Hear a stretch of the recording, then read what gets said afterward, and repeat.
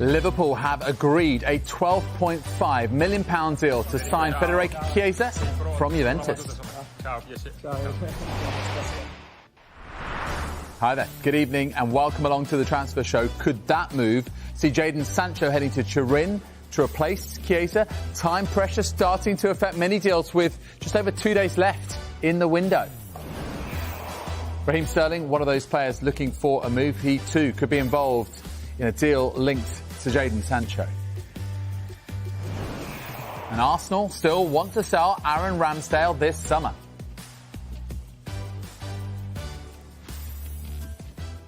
Well, we start with Liverpool, and they have agreed a fee of £12.5 million for the Juventus forward Federico Chiesa. Until yesterday, they were the only Premier League club yet to make a signing. Well, it could now be 2 in 2 days. This was Chiesa speaking exclusively to our colleagues at Sky in Italy before boarding a plane at Turin Airport this afternoon. Ciao, piacere. Ciao. Sei pronta a iniziare questa nuova avventura? Sì, sono felicissimo, davvero, grazie. Volevo salutare i tifosi bianconeri. Grazie per l'affetto, per questi anni, veramente vi porterò nel cuore, grazie alla Juventus. Ti spiace un po' lasciare la Juve così?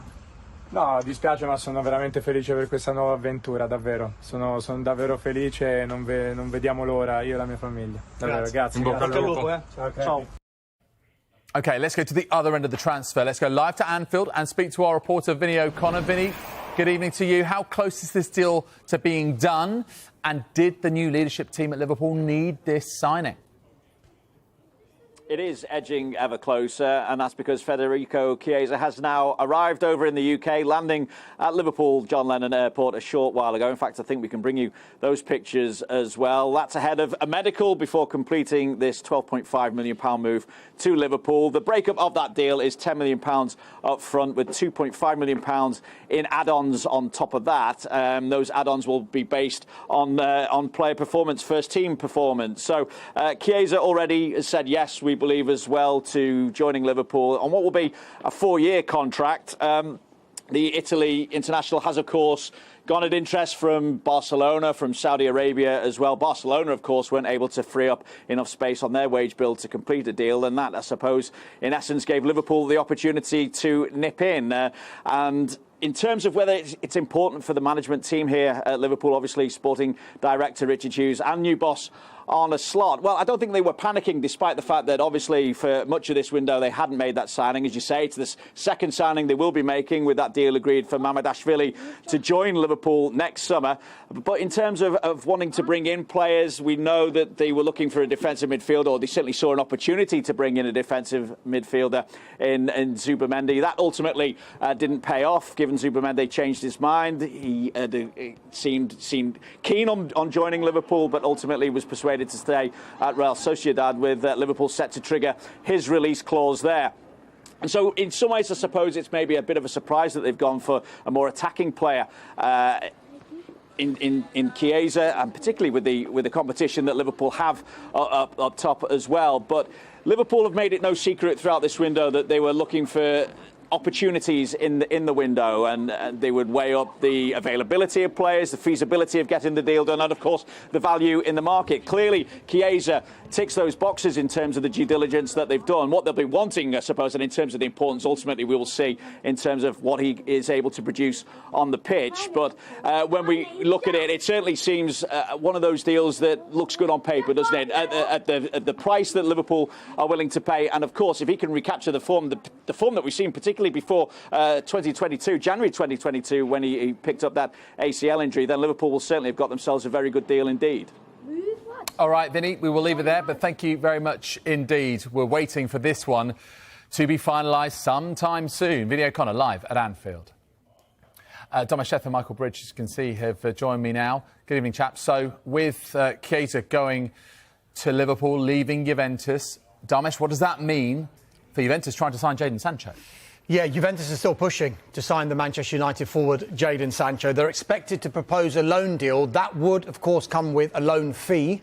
But whatever deal they do, they would need Manchester United to pay a significant portion of Jadon Sancho's quite high wages. So that's what would need to happen. It's not an ideal deal for Manchester United. And with that in mind, you would think that any kind of loan fee Juventus would propose would have to be really substantial for United to be able to consider a deal that would effectively just be a straight loan. But the reason they might consider a straight loan is because of his contract situation. He's effectively got 3 years left. He's got 2 years left on his normal contract, plus the significant 1-year option. So if he was to get regular first-team football this season, he would come back to United next summer with 2 years left on his contract effectively, and maybe keep or even raise his current market value. While all of that is happening, Chelsea remain in talks with Manchester United over the signing of Sancho, and we think that Sancho is open to a move to either Chelsea or Juventus. But the deal for Chelsea, as far as they're concerned, would require some of their players leaving. And the one we've been talking about is that man there, Raheem Sterling. It should be noted here, though, that Manchester United do not need to replace Jadon Sancho if he was to leave. That's because they are well stocked in the forward areas as it is. You could name 3 or 4 or 5 players who could play in various positions along that front line. However, it is clear that the idea, potentially, of Raheem Sterling going to Manchester United is something that United are considering, but not purely on a football basis, but also the financials of a potential deal would have to be right. So as it stands, and I know there's only a couple of days of this window to go, all options remain open, including Jadon Sancho staying at Manchester United as well. And Michael, in terms of just the dynamics here are fascinating, aren't they? Absolutely. This is one which we got yesterday, and it was a bit of a wow factor, wasn't it? And it was one where you get sometimes an 8 a.m. on deadline day, people exploring with X amount of hours to go, not with 2 or 3 days to go. But what interests me in Manchester United, and I think the significant thing for Erik ten Hag and Manchester United is, big if, but if it is Scott McTominay potentially off, and I know Darmish will tell you much more on that in a minute, and Manuel Ugarte coming through, and that was it, you'd imagine that United would probably be happy with that. They've got their incomings they wanted. Yeah, they've sorted out all their priority positions. They wanted to bring in a right-back, a full-back to cover both areas. Mazraoui came in. They wanted centre-backs. Matthijs de Ligt and Lenny Yoro came in, and they wanted a forward as well. In came Joshua Zirkzee, and now Manuel Ugarte on the verge as well. Yeah, and as Michael said, more on United to come. But let's talk about, continue with Chelsea and Victor Osimhen. Is he still on their radar, Darmish? He is. This is developing a little bit now because Al Ahly, the Saudi Pro League team, we're told are just a little bit more hopeful that they can, in fact, secure a deal for Victor Osimhen. They've made a bid worth 70 million euros for Victor Osimhen. However, up until now, there's been no agreement with the player. So right now, officials from Al Ahly are meeting with Victor Osimhen's representatives to try and convince Victor Osimhen that maybe a move right now to Al Ahly would be good. And what is being proposed is a 4-year contract worth 30 million euros per year. It's quite a lot of money. And alongside that, Victor Osimhen and his representatives would want an exit clause. So we do know that at the moment he feels he's still got a lot to offer one of European football's top 5 leagues. His agent came out on X the other day and said he's still got a lot to offer. We need to respect and balance here.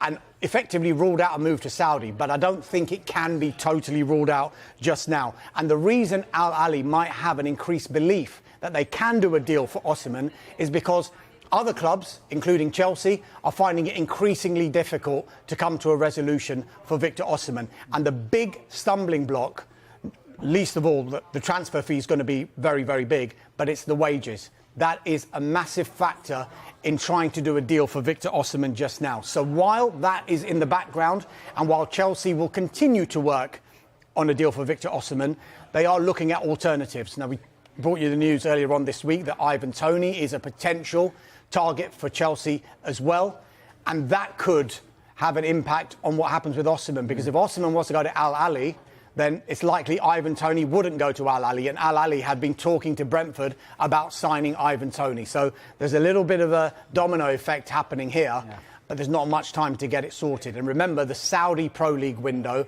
has got a few days extra to run. That closes on Monday. Yeah. You mentioned Manchester United before, Darmish. Just give us a quick update on Manuel Ugarte and Scott McTominay. Yeah, so Manuel Ugarte is now in the UK. He's been having a medical with Manchester United ahead of finalising that move from Paris Saint-Germain.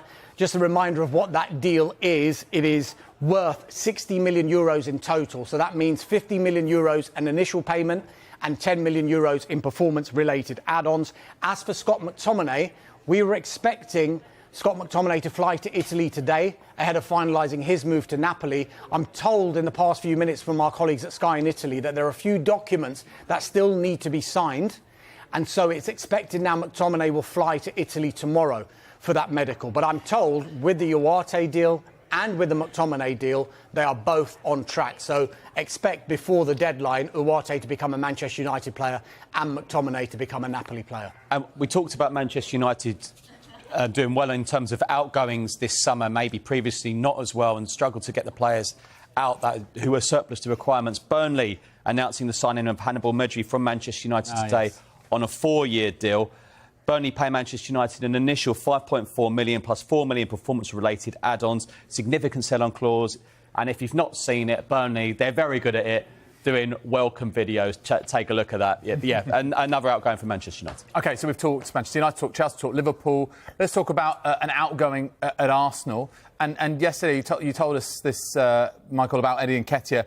Deal agreed. Is he now a Crystal Palace player? Very close, just finalising. He had a 2-part medical and then finalising a move to Crystal Palace there from around £25 million, rising to 30, including the add-ons.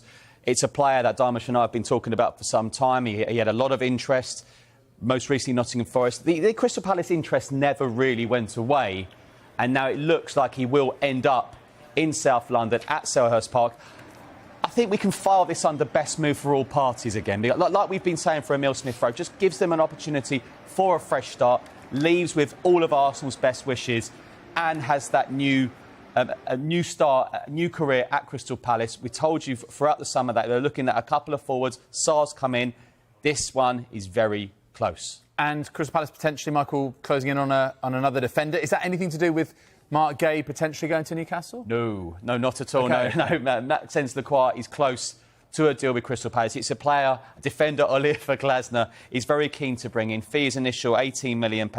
Player travelling to the UK. And we have to remember, Joachim Andersen was sort of out of the blue. Fulham wanting to sign him for around £30 million. It's more of a replacement for him.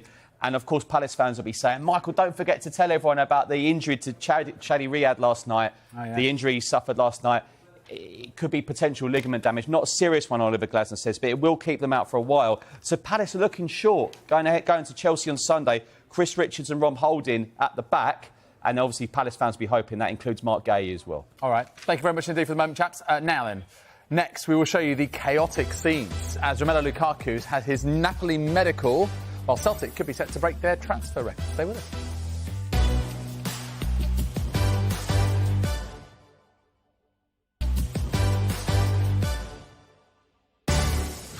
Welcome back to the Transfer Show. So we told you earlier about Federico Chiesa heading to Liverpool, leaving Serie A. Darmish, could Romelu Lukaku be on his way to Italy?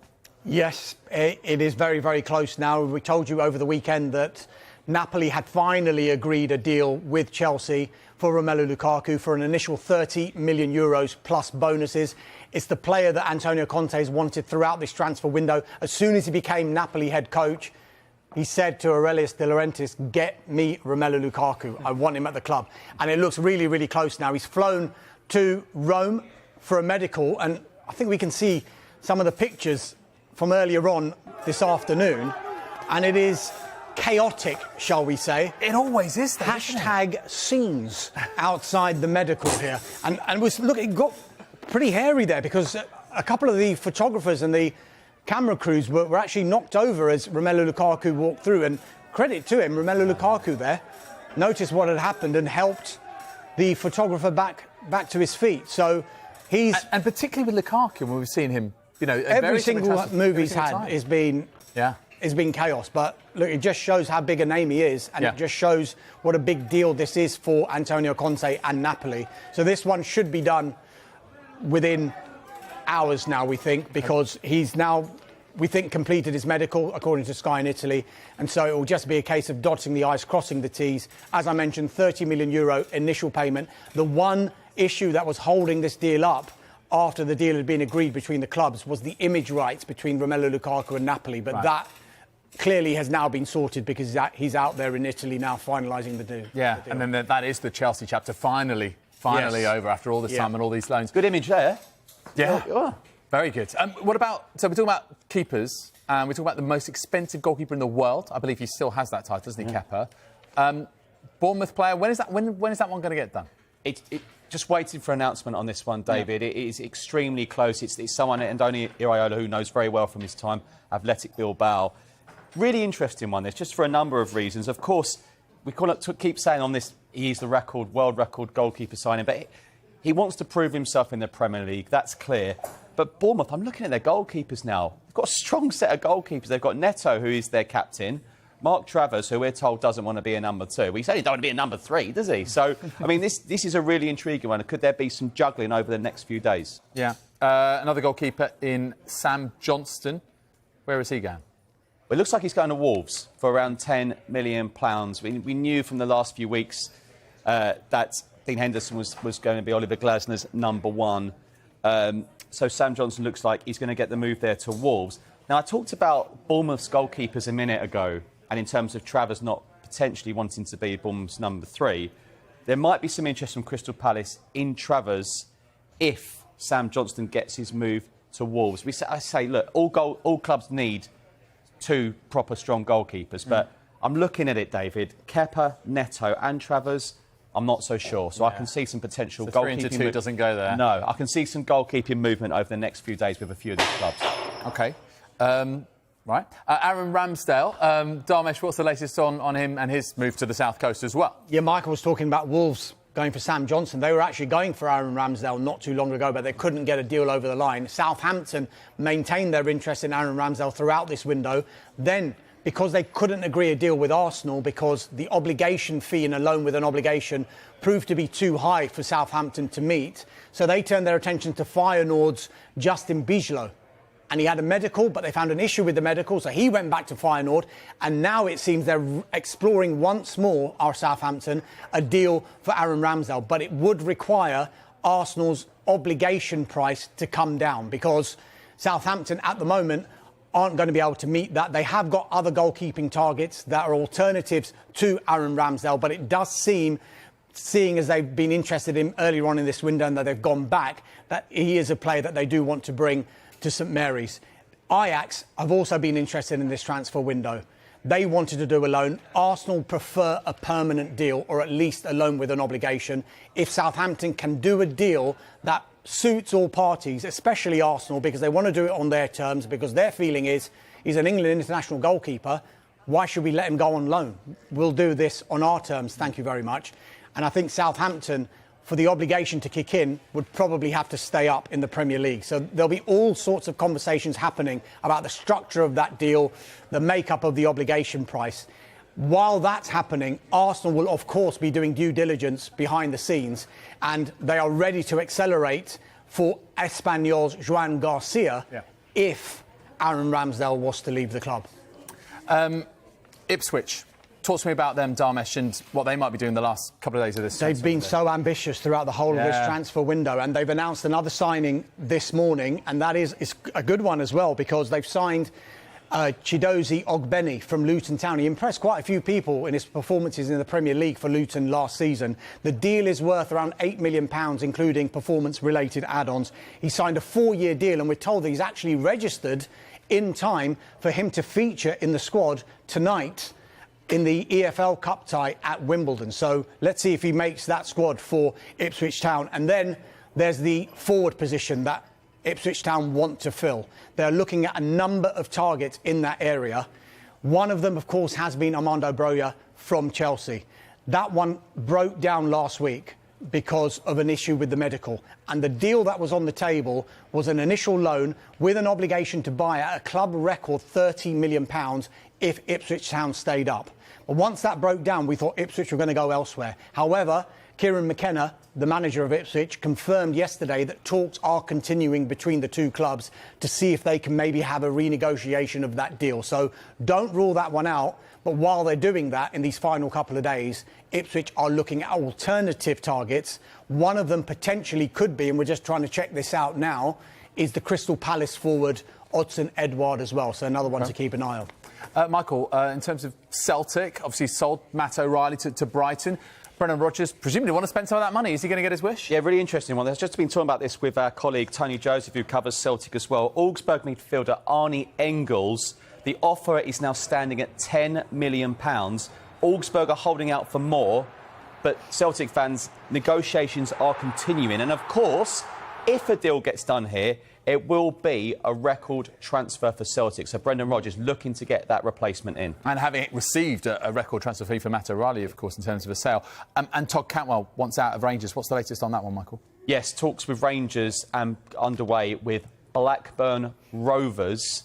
People wondering, we talked about him a few years ago, about £40 million. The fee, I understand, being discussed right now is under £600,000. More on that as we get it, but goodness me. Do you expect him to make an impact at Blackburn?